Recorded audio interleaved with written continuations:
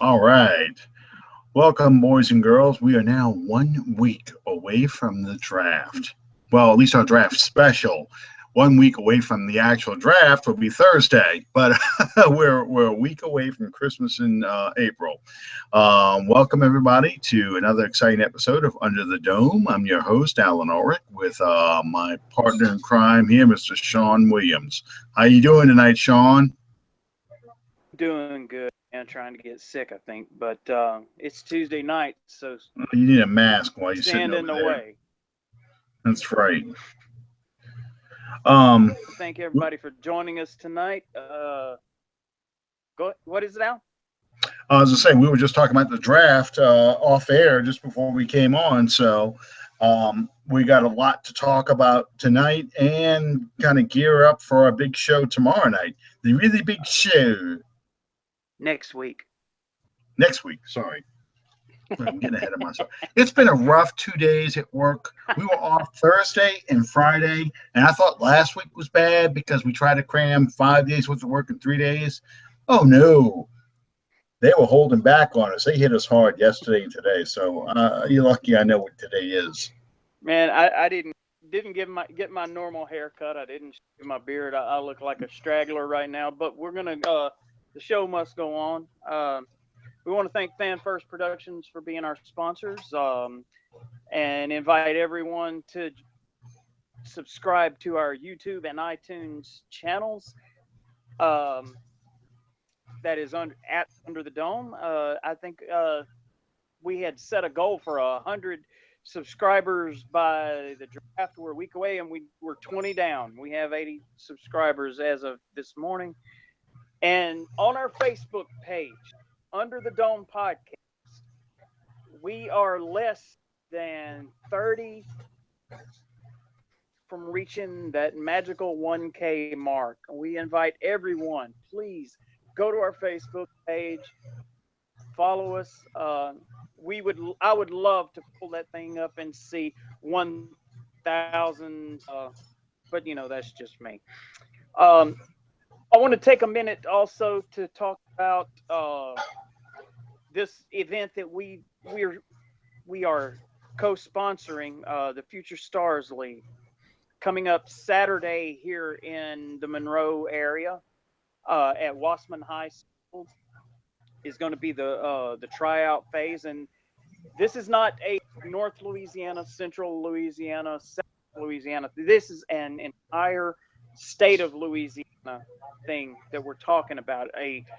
An all-star team from the state of Louisiana will be selected from this tryout process, and they will be facing a Mississippi all-star team. Uh, and in terms of the brief history of this event, Louisiana has never beaten Mississippi, and I kind of unacceptable. But and I have announced the date of the game incorrectly on our program. I want to correct that right now.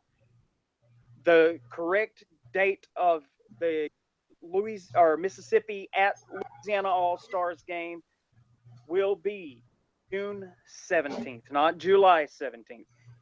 Uh, there's going to be an entire, basically a long weekend for these kids. They're going to get to completely go through the college experience in terms of athletics. They're going to get to do a media day. They're going to do walkthroughs.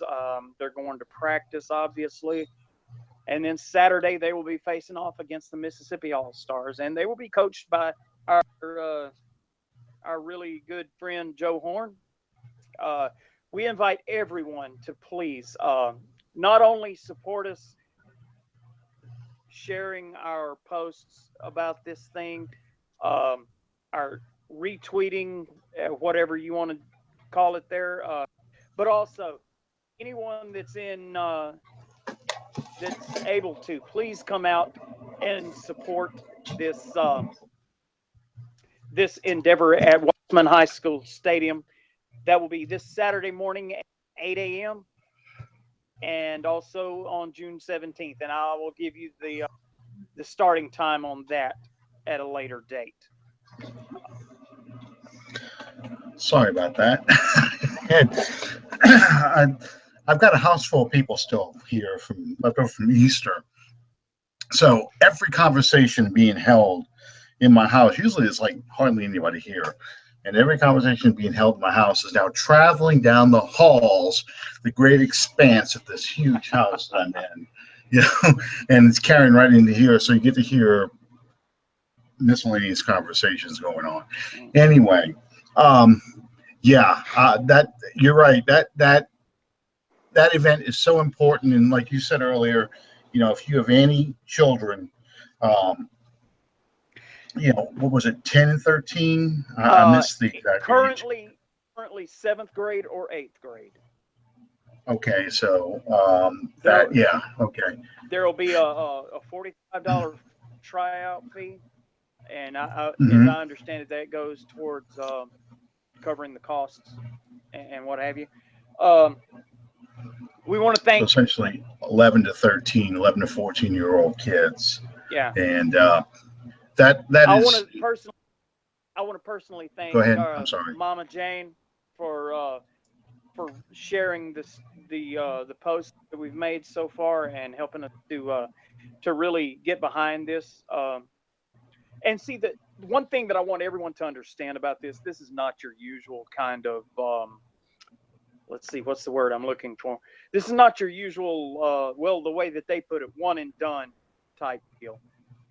These kids, they make this connection through this, and a connection that will follow them for a long time to come. These guys don't just connect with them and then walk out of their lives. They stay in touch with them, stay involved in their athletic process from now on. They work with their middle school coaches and then their high school coaches, and the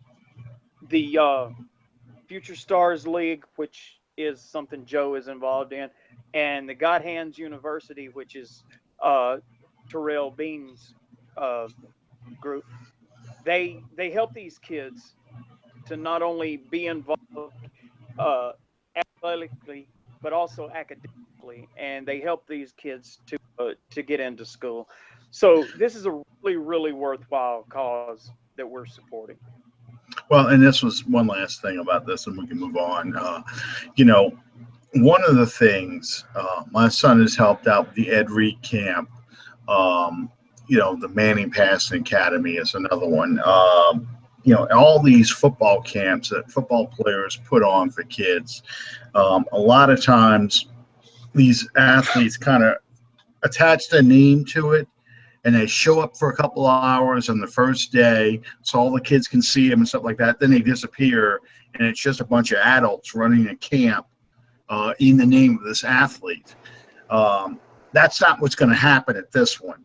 This one here, they're actually going to sit and work with you. Joe will sit and work with you. You will have people who have played the game or been involved with people who played the game who will be there and hands-on and work with your kids.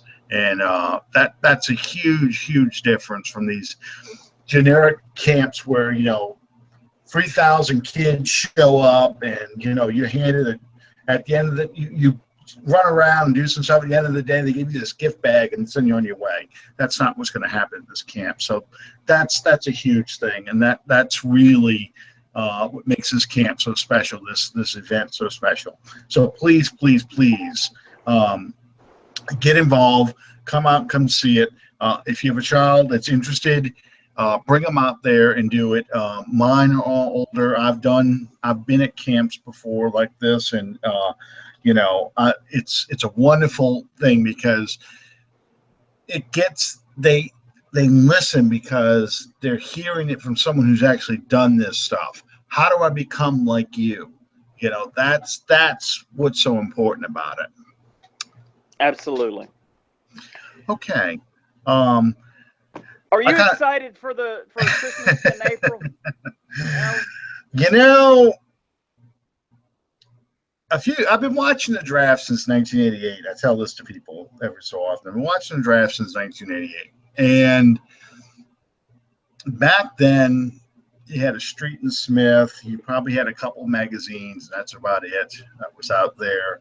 The draft wasn't this 24/7 thing that happens nowadays. And, on the one hand, I'm looking forward to it because it's an exciting time, because it's new blood being introduced to the team. On the other hand, I'm just waiting for it to end because, I'm beat up. I'm tired. You have guys on the internet right now who are fighting to the death over whether or not a player they like is really worth drafting at 11 for the Saints versus another player. Riddick versus Barnett. McCaffrey versus, I don't know, Adams from LSU. Oh, the LSU contingent with why don't we trade Mark Ingram and draft Leonard Fournette? We need to start drafting the hometown players and that kind of stuff. So, I'm looking forward to it. I'll be excited when it happens, but I'm tired of talking about it. Yeah, I'm wait. I say that on this show. I tell people. I told some folks this morning. I guess you could say that I get mileage off of it, but usually by a week out from it, I'm ready to get on with it, ready to be done with it. I'm ready to see who we draft, see who we get, see who our UDFAs are, and get on to work, man. Let's get on with it. One of my favorite things is about 15 players who aren't going to make it out of the top 10. Now, I know we're in the whole Common Core math era now, but last time I looked, there's only 10 players that can go in the top 10, not 15. So someone's going to fall. And I guess that's probably the other more frustrating thing because, there'll be players that I like, and I'll say that, and, there's no way they're going to be there at 11. There's no way. I mean, what do you mean there's no way? I got a magic 8-ball. That's about all I got. Some people must have a better magic 8-ball than I got, because mine just says answer unclear, check back later. But theirs must tell them yes or no, or it is a possibility, or is a certainty. Some of these players aren't going to be there. So that's going to be the fun part when it comes to, now they've got programs you can run mock drafts, and it's amazing to me to see, like, for example, Solomon Thomas, who I really, really like. If you run a lot of the mock drafts, Solomon Thomas starts falling towards 8, 9, 10, and you could theoretically trade up and get him, or just depending on which I don't know, I don't want to say fan board, but whatever draft board you use, Solomon Thomas is sometimes there at 11.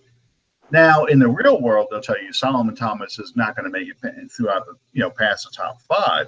And that's what makes it interesting because nobody knows. You really don't know. Because for a long time, we all assumed Myles Garrett was going to go number 1 to Cleveland.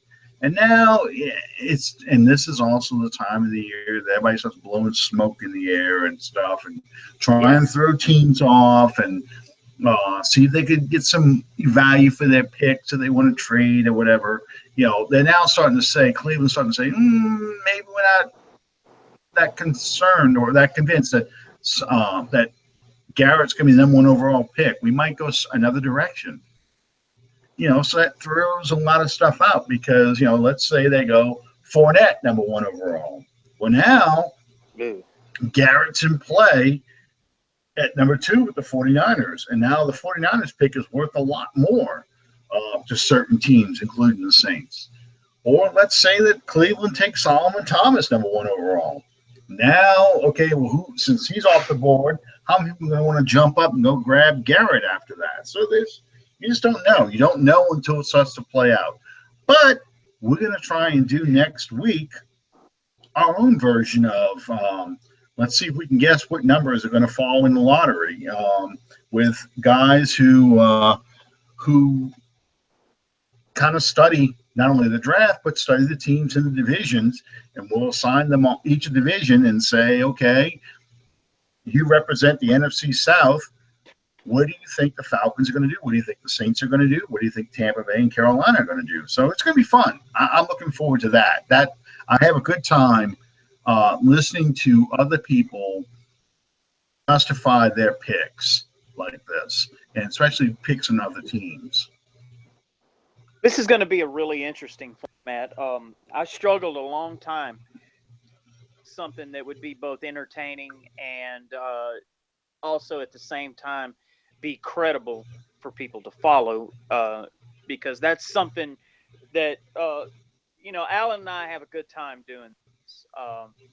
We enjoy what we do, and it means a lot to us. But at the same time, it it's hard for you guys exactly how much it means to us to to have credibility with our followers. We laugh and we have a good time and we quote movies and we talk Star Wars and Forrest Gump and stuff like that. But being right about what we're talking about is just as important to us as well, because we know that you guys place a lot of it in us to be right. And all that being said, the format is really interesting. Rather than bring in 32 different guests, what we're going to do, we're bringing in 8 different division coordinators. Each one will be handling the drafting of an entire division. For example, an old friend of mine that covers the Cleveland Browns named Jack Kopansky. He and I work together at PFS and elsewhere as well. He will be handling the AFC North, and he'll be in the catbird seat when we go live. He'll have that number one pick with Cleveland. Uh, but he will also be making the picks for Baltimore and Cincinnati, I Yeah, believe. Yeah, okay. I can hardly wait for a Browns fan to pick for the Steelers. Who's the crappiest player on there? Oh, they just Uh, reached and grabbed this guy. Look at this, you know. Look what they did. Yeah, But in all seriousness and honesty, uh, we brought in the very most credible guys available that we could bring in. These are the guys that follow these teams. Um, they're very well acquainted with these people, and you can trust their choices that they will make in this endeavor. And not not to be completely outdone, our draft analyst that we will be more than likely opening the show will be none other than our old friend from Tampa Bay Buccaneers, David Harrison. He's going to provide us with an overview of the draft, maybe enlighten us on what he expects in terms of maybe a few surprises, maybe what he expects for the NFC South, and just have him elaborate a little bit on what he thinks the draft will how it will play out. And uh, let's see, I'm trying to read my notes. Having my glasses on is not helping. Um, well, you know who are the 8 people, Sean? Let's okay, start with that. I mean, David covers the Bucks, but he's also a draft guru. He yeah, watches a lot of college football, so he's an ideal Mel Kiper David, of sorts. yeah, David will be our draft analyst, not beholden to anyone, I guess. But the AFC East will be manned by our old friend from the Last Word on Sports, Butler. We've had him on as a guest before. The AFC North, as I said, will be Jack Kopansky, who covers Cleveland. The AFC South will be Jake Arthur, who covers the Indianapolis Colts and is the associate director of content for Pro Football Spot, was a mentor to me when I worked there. I think a lot of Jake. And let's see, the AFC West will be manned by none other than our own Bob Rose from CSC. And on the NFC side, on the NFC West, is kind of interesting because it's going to be manned by a guy who will be joining us at 2:00 in the morning his time, straight from Coventry, England. Will be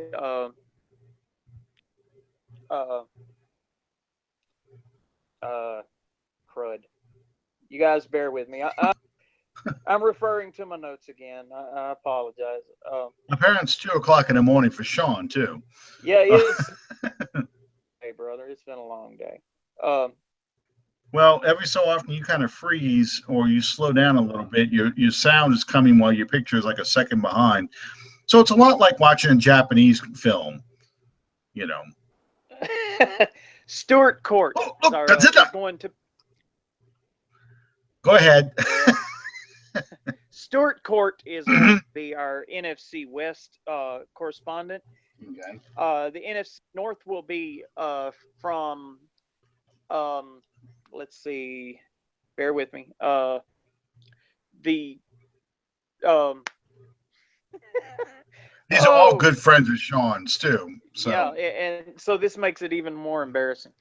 It's going to be Luke. Close personal friends. Yeah, Luke. Who is screaming at the YouTube connection right now. Luke Inman is going to be covering the NFC North. The NFC East will be our own Tyler Raymond, and that leaves us with the most probably the most pressure-filled position of them all, manned by our own draft guru himself, Matt Ulrich, will be covering the NFC South and making the call at number 11. Before he corrects me and sends me a nasty text, our Tyler Raymond will be making the call at number 32. But Matt will be making the choice at 11. Okay. I wonder why Matt's not making the call at 32. I guess he's going to have to get off. Okay. Interesting. I apologize. I'm haywire here. Basically, though, it's going to be a really good show because this is the first time we're trying this, so be a little patient with us. But the idea, like you said, was not to have 32 different or guests, I should say, come in and explain their picks, because that would be a 2-hour show. It's going to be a 9-hour show. It's just a lot easier to kind of pick for the teams, do it really quickly. We're just going to do the first round only, and kind of give just a brief rundown on why we pick what we pick, and just keep it going. I'm going to be the commissioner of sorts, so I'm going to be keeping my eye on the time and making sure we're getting through this pretty quickly.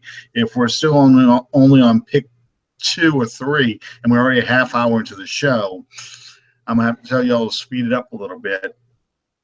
But we're going to try and get this as best we can. Like I said, be patient with us. It's going to be fun. We want to make this fun. It's not about being right.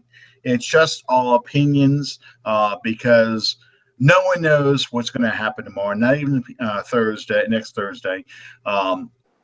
Not even the scouts and the GMs who are actually picking for their NFL teams, because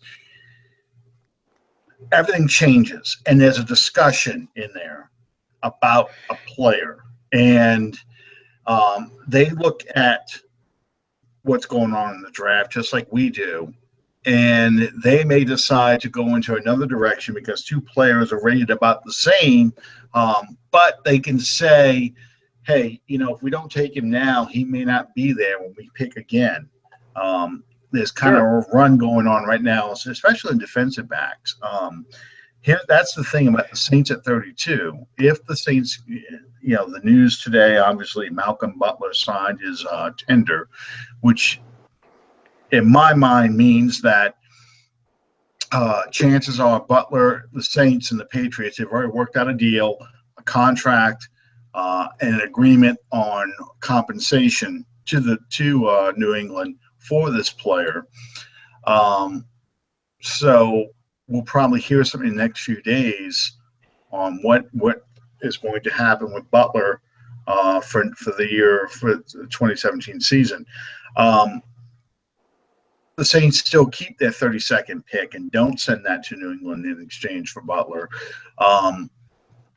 That 32nd pick, that decision of what the Saints are going to do there is going to depend a lot on what kind of run they start seeing on players. And I think cornerbacks, especially at the bottom half of the draft, you're going to see a big run on these players. So the Saints may end up taking an offensive player at 32 just because the best cornerbacks or best defensive linemen or whatever went at 11 may not be there. I mean, may all be gone. So only offensive players are ranked highly on the board. So it's hard to pick. I felt for years that you can prepare at most the first dozen picks of the draft. And after the first 10, 12 picks, it's simply going to be act and react based on the needs of your team. Anybody that's played fantasy football has that same feeling. You're watching the draft in your fantasy football league, and the players. And let's say you're picking, I don't know, there's a 12-team league, you're picking 9. So, and typically fantasy football drafts are the snake kind. So, it's 1 through 12, and then it goes 12 to 1, 1 to 12, 12 to 1, and that way, it snakes around. So you're picking at 9, you go and take one of the top players at 9, but you're also looking at what's been happening in the draft, and you go, well, wait a minute. Running backs have been going off the board. I better grab a running back now because when my pick comes back around, there may not be the top running backs left. So I may be stuck with taking a quarterback sooner than I really wanted to. So that's essentially what I'm saying. And what you're saying with the draft, you really don't know until you see what players are going that, hey, you know what? If I really want this guy, he may be ranked I don't know, 37 or 38 in my board. I'm going to take him at 32 because he won't be there when I pick again at 42. So and that's the issue. That's when you have problems. And Sean, you still there? You disappeared on me. Can you hear me? Yeah, I can hear you. Your picture just vanished. Give me a second. Okay. There we go. All right. You kind of disappeared on me. It does that from time to time. All right. Yeah, well. Anyway. That blackout was brought to you by Louisiana Superdome? I forgot to announce, not the least of which in terms of Saints news is that day after tomorrow, they will be announcing the 2017 schedule. Everybody will find out that we're opening our season at Megatron's butthole. I kind of hope we do. They do schedule Saints Falcons on Monday Night Football, reopening their new facility the third week of the season. And the Falcons build a 25-point lead that we come back on, or we beat them by 25 points. I just want that magic number 25. Yeah, and I really do believe if it's a nice day and they got the roof open, that as the game gets closer to the end, does the roof actually start contracting because they're kind of worried that they're going to lose? Is there a little tightening there? Is that sphincter opening getting a little bit closed? You know, that's what I want to see happen. Oh, has anyone heard from? It's the joke that will never end. Has anyone heard from Arrive Violently this week? Anyway. No, we're not going to bring up that clown again. Yeah, I gave him too much of the show last week. Yes, you did. Okay, so, hey, break out the bubble wrap. Off-season conditioning started up for the Saints, the OTAs. Sure did. And so far, every injured player has shown up for these things. So, you know, it's about time for the Saints to start wrapping these guys like P.J. Williams and Kingaka and all the rest of these guys in bubble wrap, because we don't want them getting hurt, at least until August. Yeah. We Kikaka showed up and it's totally cleared. EJ showed up, totally cleared. The only one that heard any reports on that weren't totally clear for all activity was Josh Hill. And yeah, I believe the way that it's worded, if I remember correctly, it was worded that he is on schedule to participate in the scheduled OTAs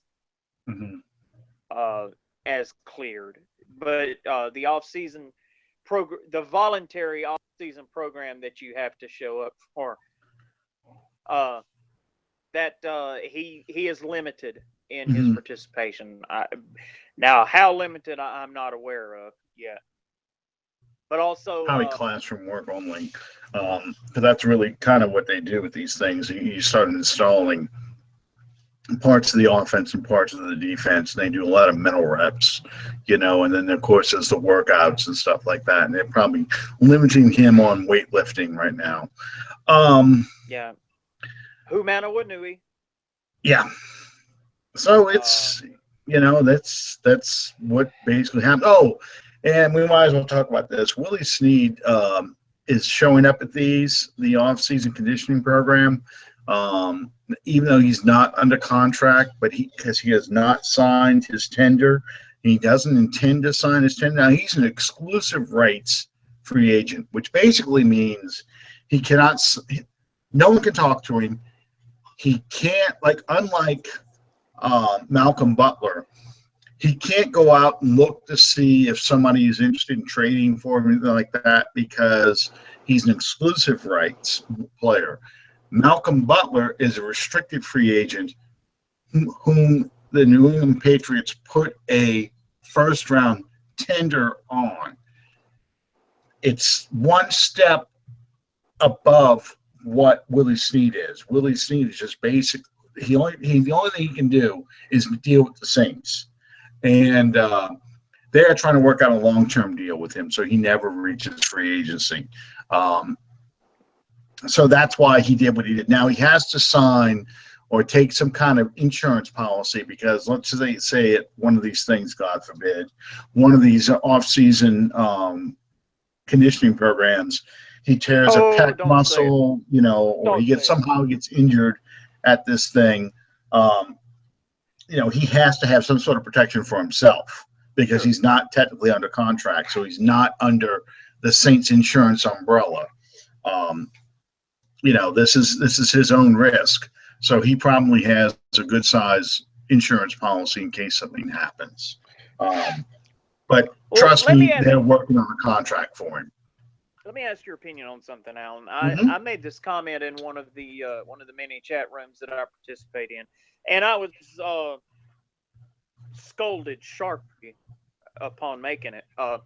Would you, with the departure of Brandon Cooks, would you say that this is a huge opportunity not only for Willie Snead but also for Thomas as well, or just Snead?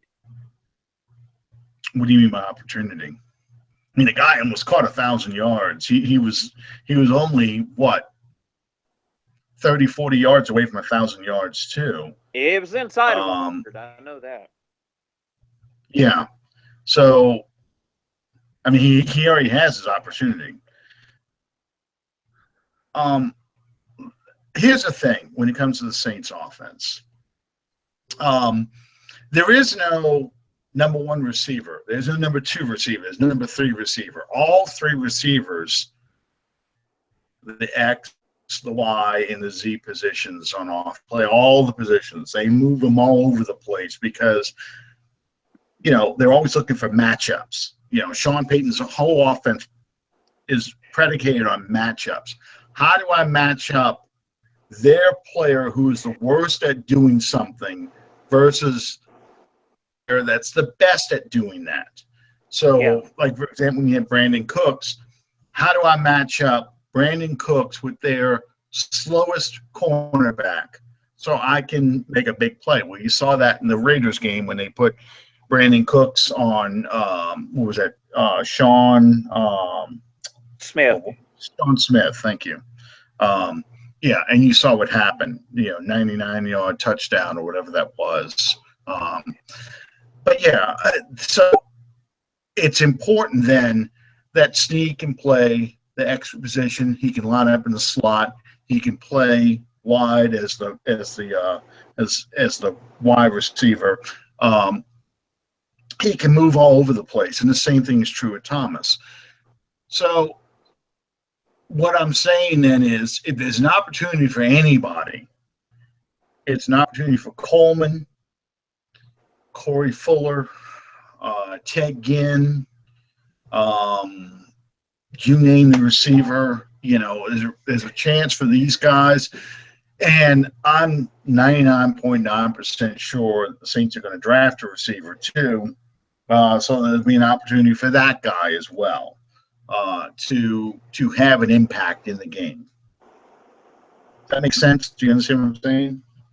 Yeah, I understand. I guess what I was trying to say is, to me, I don't diminish anything that Thomas accomplished last year, but to me, he's not. What's the word I'm searching for? He's not yet that guy. He's not yet that Brandon Cooks. He's not yet that Antonio Brown. I don't know. He really, for a rookie, he's go ahead. That he's been anointed in that role, so on and so forth. But as far as on the field, the last time he was on the field, he was still that guy behind Brandon Cooks. I guess that's the point I'm trying to make. Okay. Well, again, there is no number one receiver, but Thomas quickly took over as the number one receiver because he did everything so well. He was a bigger version of, I don't want to say a bigger version than Colston, but because he wasn't as tall as Colston, but he was a quicker, more physical version of, especially the Colston we had towards the end.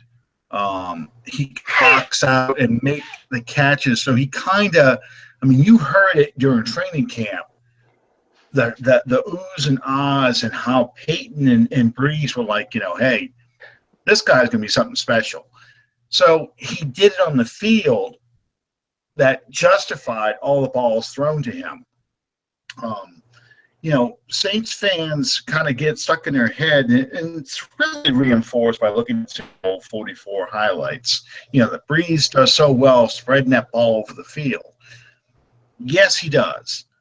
But you never had Devery Henderson or Robert Meacham come anywhere close to leading the team in receptions. But you did have that with Colston. You did have that with Graham. So it was like, okay, Colston and Graham each got 7 receptions in a game, and Moore got 5, and Henderson got 3, and Meacham got 2, and then you had the running back sprinkled in there. So on paper, he spread it around, but you could see who Breeze was trusting first to go to, especially on third down. And they needed to get a drive going. who do I go to start this drive going when I'm going to put that ball in the air? I'm going to go to Colston. I'm going to go to Graham. And now I'm going to Thomas. And I think that's what bothered Cooks the most, because you could see that developing with Thomas, and it never really got to that point with Cooks. And I think Cooks wanted to get that kind of relationship with Breeze. And I'm not saying that Breeze and Cooks didn't have a relationship, but I think in the offensive system, it's going to make Sean call those plays that has Thomas as the primary receiver in those particular packages. You understand what I'm saying? Yeah. Yeah, so I get what you're saying. I think that's what Cooks wanted. But Cooks wasn't that kind of receiver, especially in this offense, to be able to do that. You know, he just wasn't going to get his number called to run that shallow cross or to run that inside curl or that little arrow route or whatever, where you match him up against the number one cornerback, and it's just him on that number one cornerback, and he's going to make a move to get open and fall in that little opening between the safety and the corner. You know, whereas Thomas will do that. Well, transversely, we talked about the wide receiver position. Mm-hmm. There's been so much going on, and especially today with the news about Butler. Mm-hmm. How do you see this cornerback core, or excuse me, not just cornerbacks, but safeties as well? I mean, obviously we're going to be without Jairus Byrd moving forward, but we're going to bring back Kenny Vaccaro. And in the cornerbacks, we're gonna have Delvin Breaux, but is that going to be the Delvin Breaux of a year ago or 2 years ago? Right. Right. How do you see that playing out? I think the draft is going to have a lot to say on this. I mean, even if we did make a move on Butler, I think we're looking at bringing in at least two corners. Now, if one of them happens to be Butler, so be it. But I think we're going to bring in a corner, at least one cornerback in the draft, regardless of what happens, because just like the running back position from 2010, where we're grabbing people off the street. So from that point on, Sean Payton always had to have 4 running backs. I think in the cornerback position, he's going to want to load up on corners. So, yes, you've got Delvin Breaux. P.J. Williams has only played a game and a half so far for the Saints in 2 years. So you still don't know what you're going to get out of him. You know, you were stuck with Ken Crawley and Sterling Moore and B.W. Webb and so forth. I think you have to address the cornerback position with as many players as you can get, because if you're relying, and we kind of mentioned some of the players coming back now for the offseason conditioning programs. If you're relying on injured players to come back and contribute at a high level to your team the next year, and I'm not talking about 1 or 2 injured players, I'm talking about a handful of them. P.J. Williams, Damian Swan, Kihaka, even to an extent, Hooman, Josh Hill, even to an extent the linebacker, Ellaby. You know, if you're counting on these guys to contribute and turn your defense around, to me, that's a lot like Wile E. Coyote counting on the product he's buying from Acme to actually work the way they're supposed, or he thinks they're going to work to get the Roadrunner. I mean, it's just not going to happen. That Batman suit is still going to put you into the side of the cliff. The muscle pills are not going to make you run fast that long. The metal trap door is not going to click when it's supposed to. You know, all that stuff. I mean, I'm just revealing my childhood. But yeah, I mean, it's just you have to take into consideration that, hey, these guys probably aren't going to come back. They probably aren't going to be able to play at the level that you expect them to play, or you drafted them to play. So let's go ahead and bring in another corner and totally remake the secondary. Let's bring in another safety and totally remake that secondary. So you're not relying on Raphael Bush to be your starter. He's now your depth guy, like Rowan Hopper was last year. You know, you're not relying on PJ Williams. You're not relying on I'm drawing a blank. Kyle Wilson. You're not relying on those guys to come back and really count on those guys to carry and fix your secondary. You got a whole bunch of new people, and hey, PJ, you got to beat out draft choice in the second round, or you got to beat out draft choice in the third round or in the first round. You know, hey, Delvin, bro. Yeah, you had a great 2015, but you weren't too good in 2016. You know what? We just brought in Malcolm Butler. You got to beat him out for the #1 corner spot. You know, that's I think is the best way to approach this stuff. You know, yeah, we drafted this guy. We drafted the Pineapple Express back in 2015 to be our pass rusher. But you know what? We took an edge rusher here. We took Riddick in the first round. They have a job because Riddick may beat you out, and that's right. What makes your team better. That's what makes the draft. That's why the draft is so important, and why it's so important to have as many picks as possible, because you need to. The worst thing could happen is you've got two really good players who have to fight for starting time. The worst thing could happen is you have nothing. So you want to try and get in that best case scenario as much as you can. Absolutely. And I think the more competition that you can breed in training camp, the better the quality of the team that you're going to field come regular season. Well, I mean, part of the reason why I've been 7-9 for 3 straight years is because we've had the fewest amount of draft picks.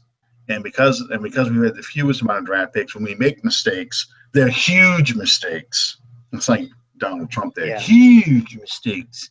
But we make huge mistakes on these draft picks, and then it looks even worse. And then we have to overspend in free agency, and you have dead money built in. So you're 7-9 because you don't have enough good players.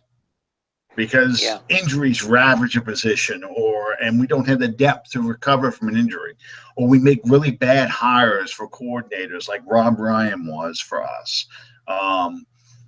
It's such a combination of so many rotten things, and really, if it wasn't for Drew Brees and Sean Payton's offense, we would be like the Cleveland Browns. Sure. By the way, we get free agency and what we've done with draft picks. I mean, that's really what's keeping you at 7 wins is Sean Payton's offense and Drew Brees' execution of said offense. Absolutely, I couldn't agree with you more. Okay, Alan, you're for the next 10 minutes or so, you're Sean Payton / Mickey Loomis. How do you fix it? You have the number 11 pick. Who do you take? Let's say realistically, the players you're looking at are not Ed McCaffrey. No, you're not drafting Christian McCaffrey. Ed McCaffrey's his dad. Christian McCaffrey, Derek Barnett, and probably Riddick. There left at 11.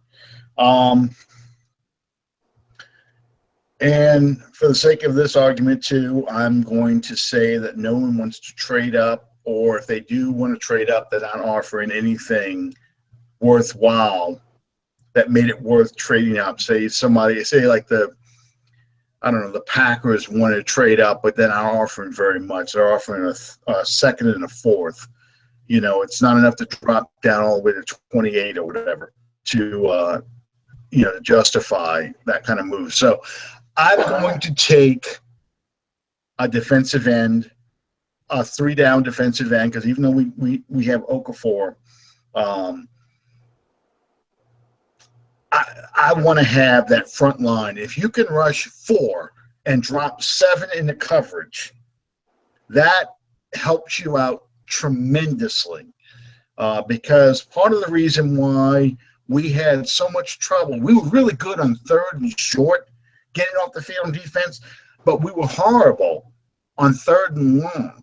And the reason why we were so bad on 3rd and long was that we had to blitz a lot more to generate pressure, and we still couldn't get enough pressure with the blitz. So when you start sending 5, then 6 guys in on 3rd and long to generate pressure, you are leaving openings in the second level. So now these guys are catching the ball at 3rd. It's 3rd and 8 or 3rd and 9. They're catching the ball 5 and 6 yards. And your cornerbacks and safeties are dropping way back because now they're running the other team's running clear-out routes to drive your corners past the sticks. A guy who's getting the ball right behind your blitzing linebackers has an opening to run 5 to 7 yards. He's picking up that first down every time.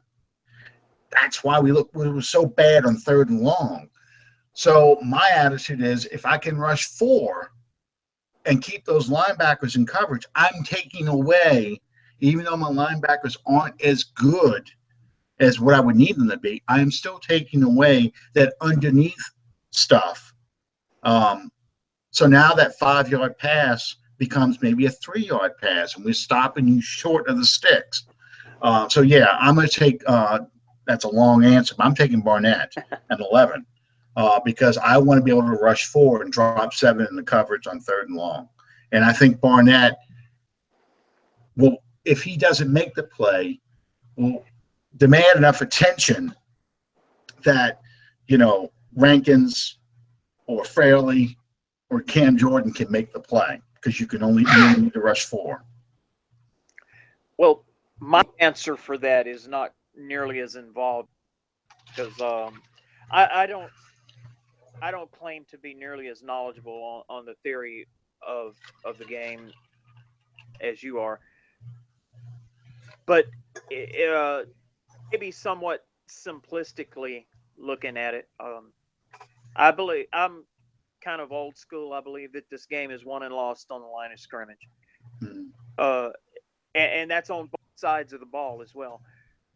On the offensive line, if you're not able to impose your will on the other team, you're not going to do much. And by the same token, on the defensive side of the ball, if you're not able to pressure the quarterback of the other team, it doesn't really matter how many great defensive backs you have. They're not going to be able to maintain coverage long enough to protect the deep ball.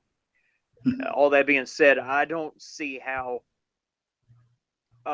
this team could afford, really, logistically speaking, in my opinion, I don't see how they could go anywhere except starting on that defensive line. I came up with basically the same answer that you did. It's just a different way of looking at it, I suppose. No, I mean, and honestly, I'm mentally preparing myself, and I think I mentioned this to you in the chat. I'm mentally preparing myself for a guy like Christian McCaffrey to get picked with Barnett, Riddick, and maybe a couple other, Allen, maybe. I doubt it. I mean, Allen or, Reuben Foster and all those players still on the board. And we go offense, and I can just picture Twitter exploding, because people like, there's Sean Payton, worst defense in the NFL, and what does he pick? An offensive player. The offense is fine. We're always number 1 or number 2. The offense is fine. And in my defense, this mythical decision, and I can prepare hearing, McCaffrey would not be a bad pick, because if you think about the Reggie Bush, Darren Sproles' role that's been missing in this offense for now 3 years, 3 years this year. You can see, actually 4 years this year. I'm sorry, it's 2013 we lost. After 2013 we traded Sproles away. You're missing that mismatch. That's what we were talking about earlier. McCaffrey would generate a mismatch, and Atlanta's defense was only 2 positions higher than us. We gave up 378 yards a game. They gave up 371 yards a game. We averaged giving up 27 point something points a game, and Atlanta. This is just too perfect. Atlanta averaged 25 points a game. They'd given up on defense, but at least 25 points they gave up in one game. I know that. That's right. That's right. So statistically, we weren't that far apart. Now the difference, of course, in Atlanta, they had a lot more sacks because of Vic Beasley. But the other thing was, and you think about both games that the Saints played Atlanta. What did Atlanta do? Atlanta jumped on us so early. We were behind in the second game, 35-14 or 35-10 by halftime. Something like that. And I think it was pretty close to that in the first game too. So that was the difference. Atlanta jumped on teams early, and even the New England game, the famous picture, it's 28-3 with about 17 minutes left in the game. But yeah, Atlanta jumped on New England early. They just couldn't finish the deal, but again, so if you had a player like McCaffrey on offense, theoretically, you can protect your defense a little bit more, because now you can start scoring more points. You can kind of dictate the control of the game, the time possession, all those things.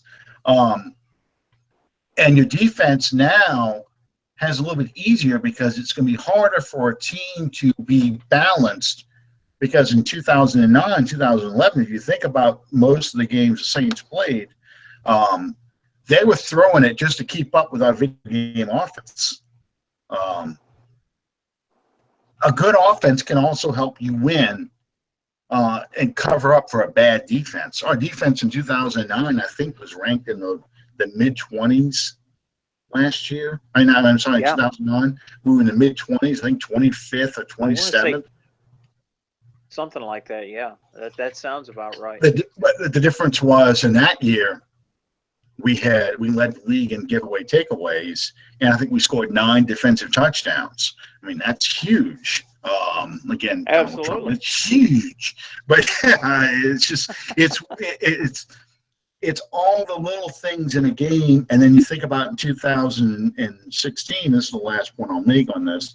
But in 2016, the other thing was, how many games did we lose because of special teams mistakes, not defensive mistakes? And again, it's all those hidden stats. So we can sit there and say, oh, God, our defense is terrible.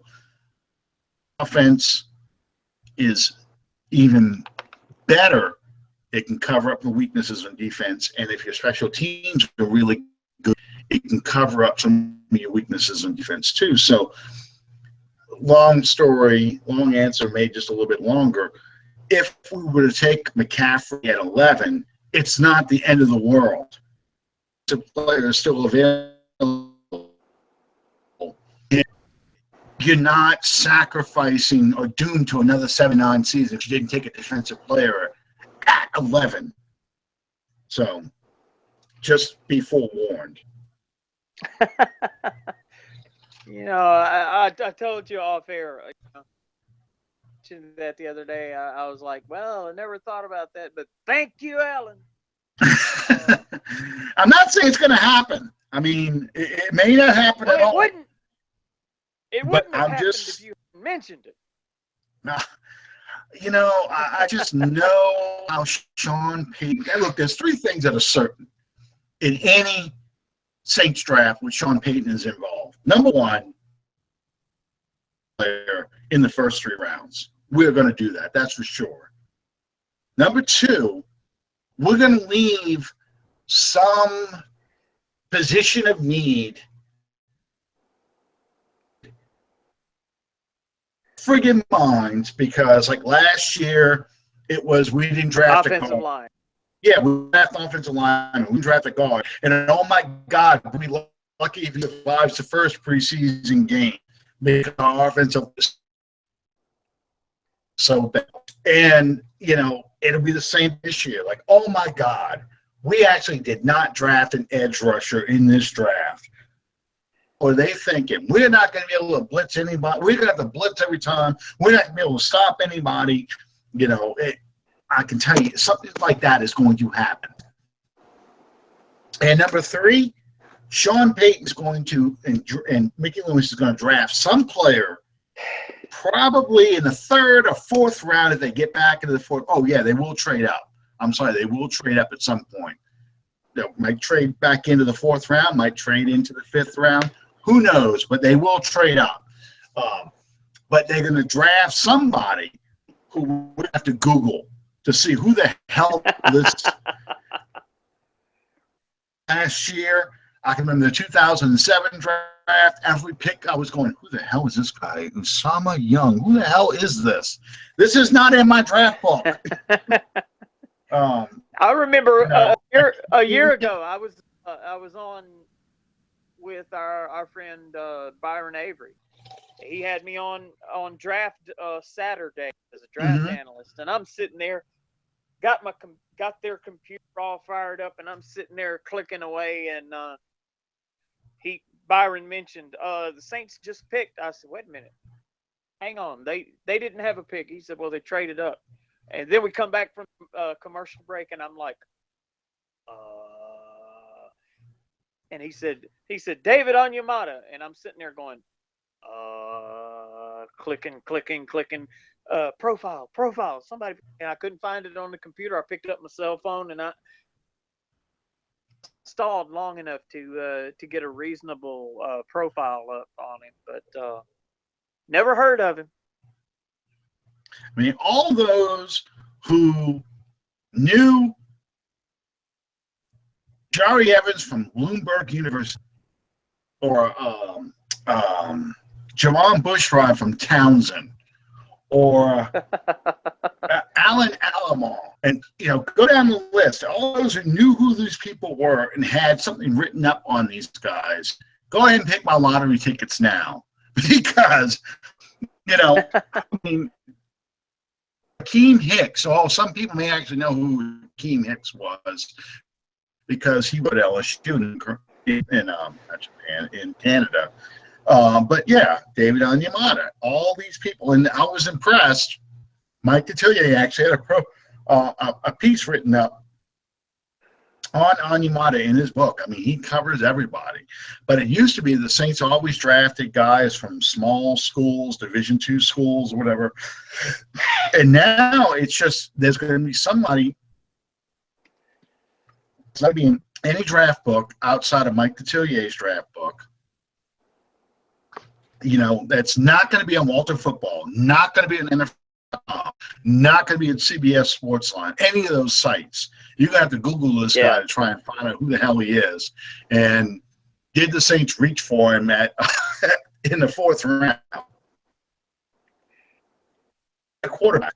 Might be some quarterback from some 7-on-7 school. And, they still film with video cameras. They don't even have digital. They might – you're 16 millimeter film. You're making that one vein right over here on the side of my forehead jump, dude. We want to invite you guys. We have dedicated ourselves to making this this upcoming show a week from tonight. The 2-hour pre-draft Draftapalooza, Lollapalooza, extravaganza, whatever you want to call it. We'll let you guys name it, as a matter of fact. But we want you guys to tune in. We've really worked hard on the format and the people that are involved in it, and we're really looking forward Alan and I both are going to. I'm not going to say not going to be involved in the draft process, but we're going to moderate the whole thing. We brought other guys in that are probably more suited or more better suited to make those calls as far as the draft picks go, and we're really looking forward to putting on this show for you guys. Absolutely, absolutely. Yeah, I mean, it's fun to play GM. It's fun to see how other teams view their particular draft boards. We all kind of have this attitude of, I don't know, okay, this guy is ranked the best at his position, so he's got to be the guy that, is going to go to the Jets, for example, because they need a guy in his position. And the Jets, somebody who covers the Jets say, the Jets aren't interested in him because he just doesn't fit what we want to do. We're actually like this guy who's ranked third, fourth. I heard this today on a podcast, because they were talking about LSU players, and Tre'Davious White is ranked like 10th or 11th of the top 15 cornerbacks. Like, that's no way. That guy shouldn't be ranked that low. That's just how they particularly view that, because we have kind of more of a Homer, not Homer Simpson, but a Homer attitude about some certain players from certain colleges. I'm watching Elijah McGuire closely, and McGuire on some players, some teams' boards because he just goes to University of Louisiana Lafayette. Homer. So we're being a Homer. To be honest with you, I would be on board a lot more for drafting McGuire than I would White. That's just me. It would let me rephrase that. It would depend on the timing of the draft pick. He's at the end of the draft. The other day about should the Saints try to get White either with 11 or with 30, and I told him absolutely not. I don't see it happening.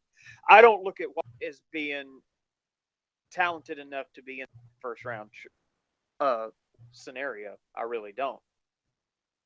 Yeah. Jamal Adams, absolutely. Tre'Davious White, not quite.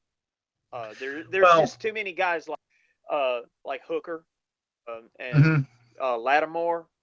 Those guys are just better. If it comes down to it, and everyone in front of Tre'Davious White is taken, maybe so. But I don't see Tre'Davious White as being that first round talent, if that makes any sense. Right. I found your name. I found my name. I was looking for this. Top quarterback prospect from the University of Montana, Brady Christopherson, a 6'7" passer. Oh God, he's probably like Osweiler. Okay, so let's see if the Saints draft him in the 4th round. We'll know. Well, that's a small school prospect. It couldn't turn out any worse than Garrett Grayson, I wouldn't assume. And that was my thing. I was really upset about Garrett Grayson at the time, not just because he was a quarterback, but I kind of looked at him from the standpoint of, okay, if we got to take a quarterback, let's look at the quarterbacks they had. And I thought that class was pretty weak anyway, outside of the top 2. I thought it was a pretty average class, and I honestly wasn't that impressed with either. Now I just forgot both their names: the Tampa Bay quarterback and the Tennessee quarterback. Mariota and Winston. Mariota and Winston. I didn't think either of them were good as I've been proven wrong on that. I'll take I will say that I was proven wrong on those things, but. here's the thing: when you look at Grayson, I looked at his mechanics, and I watched some of the film on him. I thought he carried the ball too low. I thought he had a hitch in his delivery because of that. I thought it affected his accuracy. He threw a nice deep ball, but he was not too good in the intermediate throws. And all these things are showing up now. Now that he's in the NFL, he has not improved on these weaknesses, and I think that's why, he's on a futures contract with the Saints, but he's not really viewed as a future quarterback for the Saints because he has not improved on his mechanics, and that's what Sean Payton is really, I think, disappointed when he says he's disappointed about Grayson's development. I think that's the number one thing he looks at. His mechanics are still sloppy. You're not improving physically. I don't see Grayson, if he does get out of training camp, I don't see it at any higher level than the training. I mean, Well, he's on a practice squad last year, so that tells you how they view him. Yeah, that's how they viewed him, as a practice squad kid. And to me, if they draft a quarterback, which I had no idea if they will or not, and I mean, the quarterback I like best, if they draft anybody, but they would have to get back in the fourth round for him, is Nathan Peterson, because I think he's got some of the best physical characteristics to fit this offense. Okay, not saying he's the best quarterback out there. I just think he is the best player to fit this kind of offense.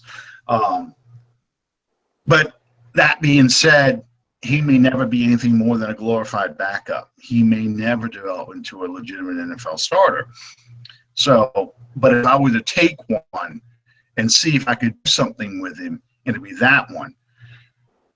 I know a lot of people like Chad Kelly. I know how you feel about Chad Kelly, and the only way I would take Chad Kelly is an undrafted free agent, but I think Buffalo's got their eyes dead set on him because of the heritage. They want another Kelly at quarterback.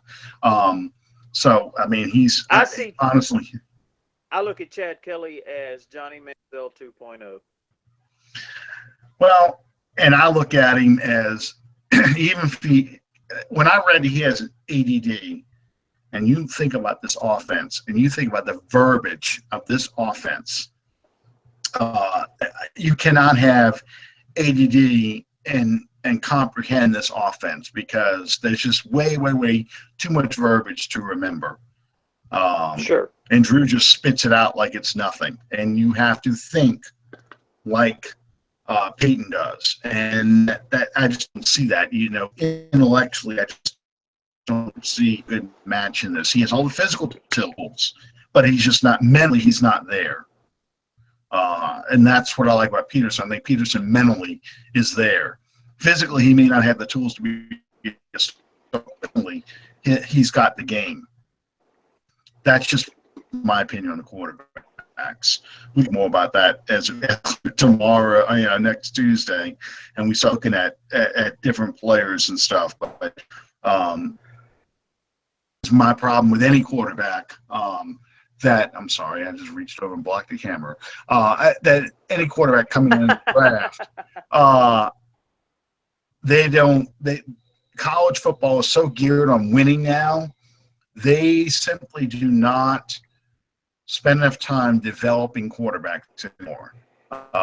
They put athletes at quarterback rather than, I don't want to say smart kids because that's not true. I mean, the athletes are just as intelligent, but I don't think they work on the mental aspects of the game to learn how to make your reads, your progress, and so forth. That the learning curve when you come to the NFL is too great for most quarterbacks coming out of college football.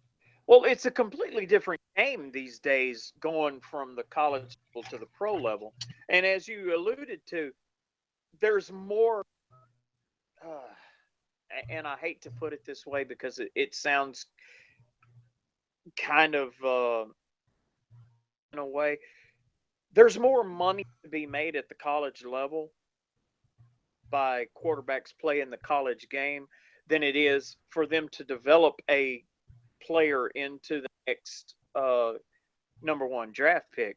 The college programs benefit so much more from developing a player that plays well within the confines of their system than it would to develop a player that plays well within the confines of a pro system. If that makes any sense. You make one read, and if you're a good athlete who can run, one read, tuck it in, and go. And they'll split the field in half for you. They'll put everything. Yeah, they'll put everything on one. Yeah, there's a good example. Jalen Hurts right there in Alabama, and that's a pro-style offense. But he makes it simple. You've got one read, this, and we're only going to give you this half of the field to look at when you make your read, or this half of the field where you won't have to look at the entire field. And make your progressions. Like, okay, my primary option is here. I've got a back coming out here, receiver coming out over here. 1, 2, 3. That's my progression that I know I have to do. They don't make them do that. It's 1, maybe 2, and if I'm looking to run at 3, I'm not even looking on the side of the field. Okay, and that's what they do. That they all do it. And see, and the offense is designed that way. Sure, I've gone on record as saying that I believe maybe the most experienced, and if you prefer to look at it that way, at this level, the most talented quarterback in this draft class could very well be Deshaun Watson.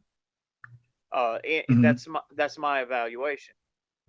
But if you're talking about the prospect of him transitioning to the next level, you're looking at maybe a 3 to 5 year project player. And this is the guy that I see and I rate as the best quarterback prospect coming out of this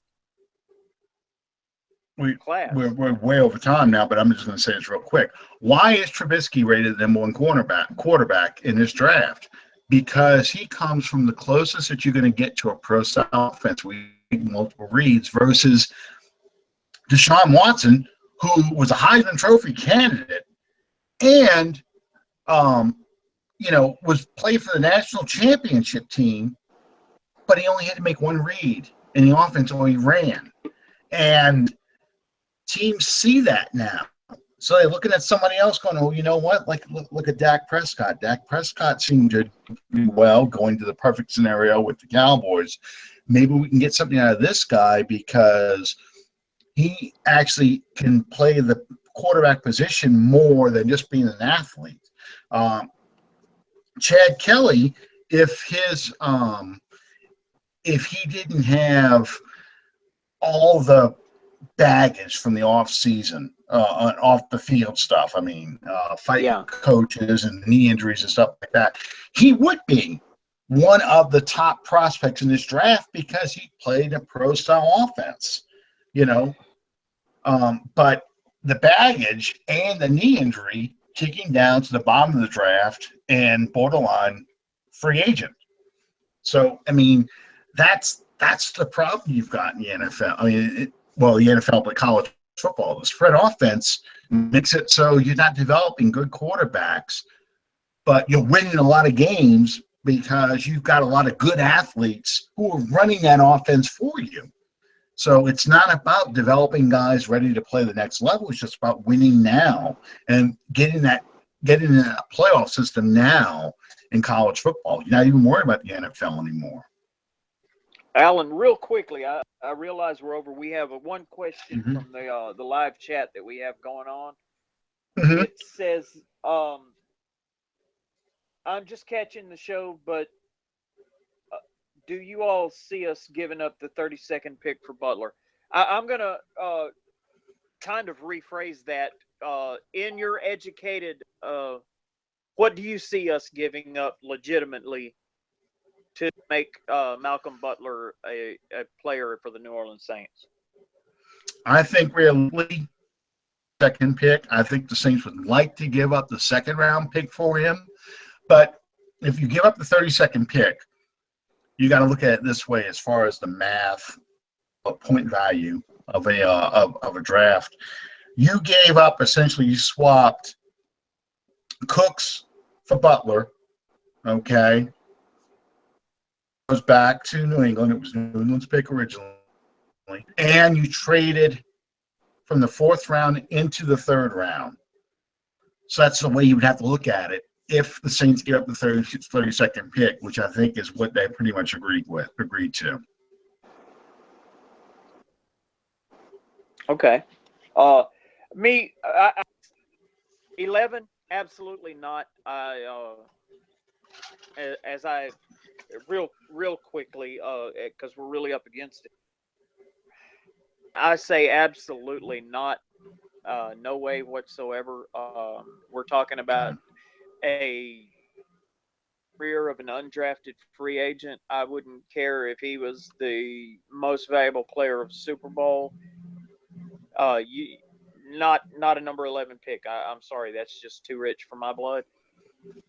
Begrudgingly, maybe.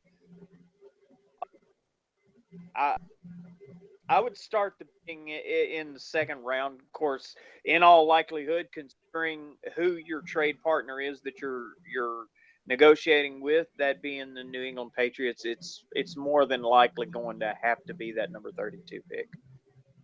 Yeah, I think they want to be back in that 1st round, because right now the Patriots aren't picking at all until the 3rd.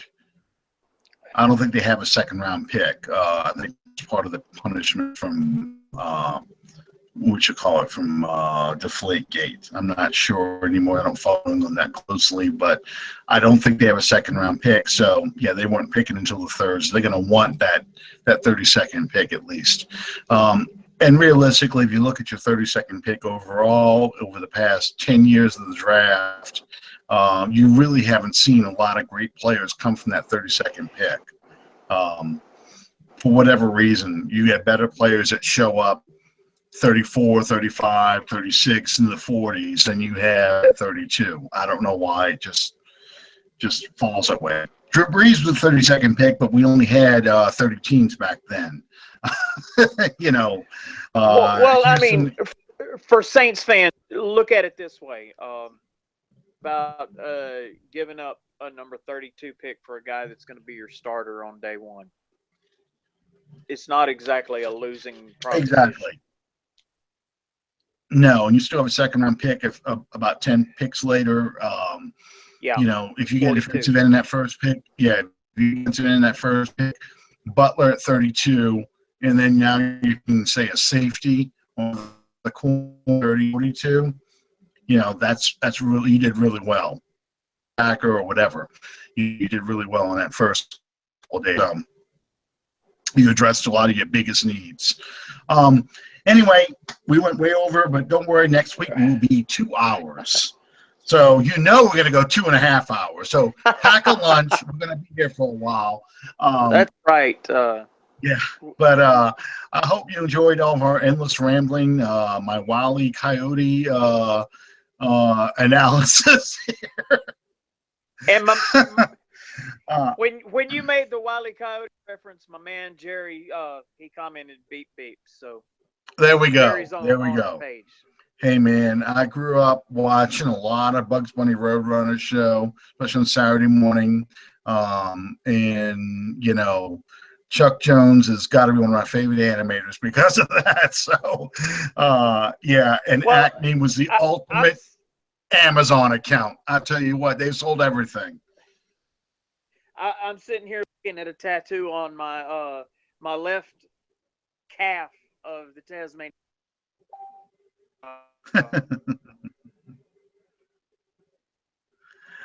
All right. I think we're pretty much out of time now. Thank you guys for sticking with us all this time, and we look forward to seeing you next week when we actually go through a mock draft. So, holy goodness, then 8 o'clock on another episode of Under the Dome. Good night, everybody.